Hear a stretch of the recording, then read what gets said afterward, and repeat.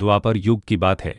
उस समय एक महान ऋषि कुबेर, जो देवताओं के कोषाध्यक्ष भी थे, अपनी धन संपत्ति और वैभव से मोहित हो गए। उनका मन धन के प्रति लालच और आसक्ति से भर गया था। इस लोभ, लालच और तृष्णा अतृप्त इच्छा से एक भयंकर राक्षस का जन्म हुआ, जिसका नाम लोभासुर रखा गया। लोभासुर, जो लोभ का साक्षात रूप था, अत्यंत शक्तिशाली और क्रूर था। उसने अपनी आसक्ति और अहंकार के कारण कठोर तपस्या की और भगवान शिव से वरदान मांगा। उसने कहा, हे महादेव, मुझे ऐसा वरदान दीजिए कि मैं अजेय हो जाऊं और मैं जो भी चाहूं उसे बिना किसी बाधा के प्राप्त कर सकूं। भगवान शिव ने उसे यह वरदान दे दिया, लेकिन साथ में यह भी कहा कि उसका अंत केवल वही कर सकता है जो संतोष का प्रतीक हो। अजेयता का वरदान पाकर लोभासुर का अहंकार चरम पर पहुंच गया। उसने पूरे ब्रह्मांड में आतंक मचाना शुरू कर दिया। वह न केवल धन संपत्ति बल्कि हर उस चीज को हड़पने लगा जिसे वह देख सकता था। देवताओं के सिंहासन, ऋषियों का ज्ञान, तपस्वियों की तपस्या और यहाँ तक कि भक्तों की भक्ति को भी।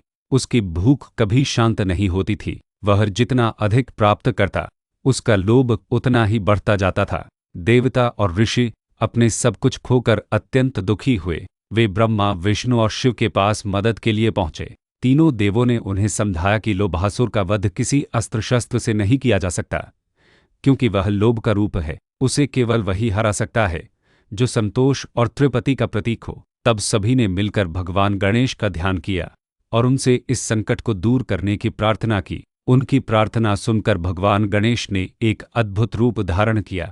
उनका शरीर विशाल और गोल था, उनका पेट विशाल था और उनकी सवारी एक विशालकाय मूषक थी। उनके 4 हाथ थे, जिनमें वे एक पाश, रस्सी और अंकुश धारण किए हुए थे, और उनका सिर हाथी का था। उनका यह रूप ज्ञान, संतोष और तृप्ति का प्रतीक था। उनका नाम गजानन रखा गया, जिसका अर्थ है हाथी जैसा मुख वाला। जब गजानन युद्ध के मैदान में पहुंचे तो लोभासुर ने उन्हें देखकर उपहास किया।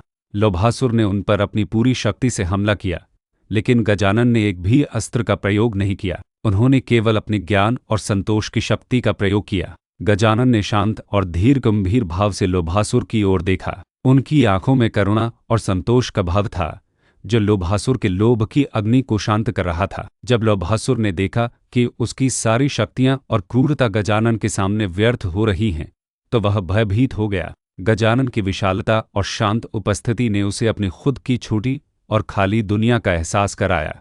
गजानन के पेट की विशालता ने उसे यह एहसास दिलाया कि एक ज्ञानी व्यक्ति कैसे सारी तृष्णाओं को अपने अंदर समाहित करके संतुष्ट रह सकता है। अंत में लोभासुर ने युद्ध करना छोड़ दिया। वह गजानन के चरणों में गिर गया और उनसे क्षमा मांगी। उसने कहा, हे प्रभु, मैं आपके संतोष के सामने पराजित हो गया हूँ। मेरा लोभ अब मुझसे दूर हो गया है। गजानन ने लोभासुर को उठाया और उसे क्षमा कर दिया। उन्होंने उसे वरदान दिया कि वह अपने जीवन को सही रास्ते पर लगाए और लालच को छोड़कर संतोष और धर्म का पालन करे। इस तरह गजानन ने लोभासुर का वध नहीं किया, बल्कि उसे परिवर्तित कर दिया और तीनों लोकों में फिर से शांति और खुशियां लौट आईं।